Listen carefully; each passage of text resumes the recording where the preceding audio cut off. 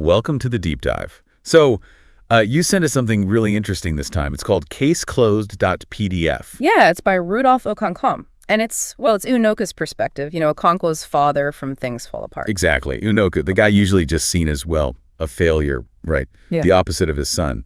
But this piece, it puts him right at the center. It really does. And that's our mission for this deep dive, isn't it? To really get into this reimagining. Yeah, to explore what Rudolf Okonkwo is doing here, how this modern voice for Unoka makes us think differently about things like legacy, societal pressure, what it means to live a fulfilling life. It's definitely provocative. It takes a character we think we know and completely reframes him. Okay, so let's start with how he introduces himself. That opening line just grabs you. Oh, absolutely. I am Unoka. Yes, that Unoka. Yeah, There's no hiding, no apology. It's like, yeah, that's me. Deal with it. Right. And then he immediately follows up, dismissing the names they called him. Ofo ogeli, efulefu. Those terms, ofo ogeli, meaning untitled, ifulefu, basically worthless. He just shrugs them off. That so what is powerful. It really is. It's a total rejection of their judgment. Okay. And then that image he uses for anxiety. Oh, the hatakara. Yeah, dropping anxiety, or hatakara. Yeah. You could just feel the relief in that, can't you? Hakara, for anyone who doesn't know, it's this fried bean cake. Yeah. Dropping a hot one. Yeah, you'd feel that release. It's such a great everyday image, and that feeling, that sense of release, it kind of carries through to how he talks about death, too. Yeah, he calls it an angry flood, right? Something Yeah. that comes for everyone, no matter who you are. Exactly. It doesn't care about titles or yams. He mentions being left in the evil forest, but says, the earth goddess still took my bones, like she takes everyone else's. It completely undermines the social importance placed on burials and status, doesn't it? It does. He basically says a proper burial doesn't mean anything in the grand scheme of things. It equalizes everyone. Which then leads him into this, well, critique of his son, Okonkwo, and the values of Umuofia. Right. And his take on masculinity is very relevant today, isn't it? That line, zero masculinity is better than toxic masculinity any day. Wow. And connecting it to Zinma, his granddaughter. Yeah, worrying about her potential struggles. It makes you look at Okonkwo's rigid definition of manliness and see the potential harm in it, both in the book and, beyond. Definitely. Did Unoka see the damage it was doing even then? And he defends his own life, too, his music, his art. Working with my brain carries the same dignity as working with my hands. That's a direct challenge to a society that valued yam farming above all else. He's saying creativity matters.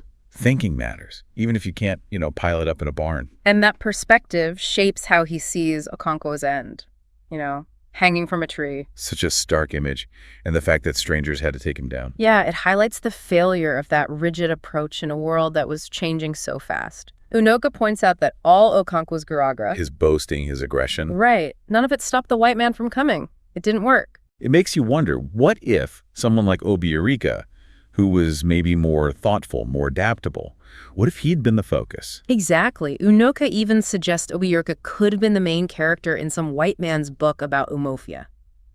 It's a fascinating what if. And it really contrasts Okonkwo's terror of failure with Unoka's attitude. How does he put it? Oh, I embrace it, like jollof rice embraces fried meat. That's fantastic. Jollof rice, it's just the perfect pairing, embracing failure with that kind of enthusiasm. It says everything about their difference. It really does. And this comfort with himself, this acceptance, leads to maybe the most surprising part of the piece. The reincarnation thing. Yeah. His claim that, these days you know me as Flavor Nabania, a famous Nigerian musician today. It's quite a leap.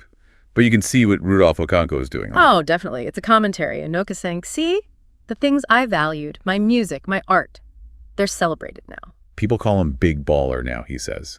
Status has changed. It's like he's finally getting his due, posthumously. Exactly. Vindication. And he predicts more recognition is coming for his songs, his words, his uli paintings. Uli, that's the traditional Igbo body and wall painting, right? Beautiful stuff. He imagines future generations naming kids after him, maybe even a Chimamanda, celebrating him like they now celebrate twins, which were once considered taboo. It's a total reversal. And there's that interesting bit about Okonkwo's own kids, like Unwoye. Yeah, the ones who didn't fit Okonkwo's mold.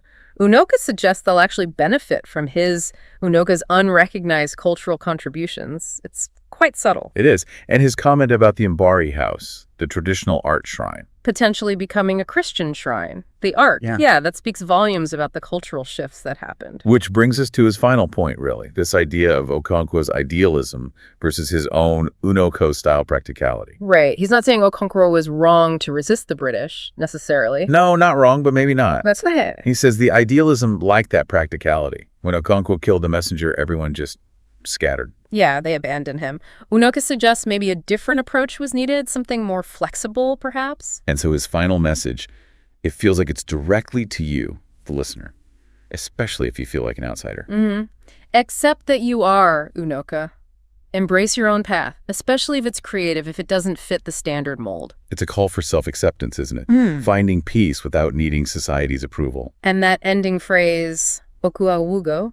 The matter is ended. Yeah. It feels so final, like he's truly at peace, case closed, like the title says. And it helps to know, I think, that the author, Rudolph Ogu Okonkwo, teaches post-colonial African history, literature, folktales. Ah, okay, so he has that deep background. Exactly. And his Dr. Damage's show, it often tackles cultural stuff, history, with, insight and often humor. So this reimagining comes from a place of real engagement with the material. Right. So wrapping up this deep dive, Rudolph Okonkwo's Unoka gives us a lot to chew on. Challenges our ideas of success, definitely champions creativity, individuality. And finding peace in just being who you are, whatever society thinks. So the question we want to leave you with is this. How does this version of Unoka sit with you? Does it change how you think about legacy? Or about the pleasures, maybe, that you feel? Yeah, is there maybe some value, real value, in embracing the parts of ourselves that don't quite fit? The parts that might even look like failure from the outside? Think about the Unokas you know. Maybe in your own life, maybe in culture. Perhaps, like this piece suggests, there's always another side to the story, another kind of value we might be missing. Something to definitely think about. Thanks for taking this deep dive with us.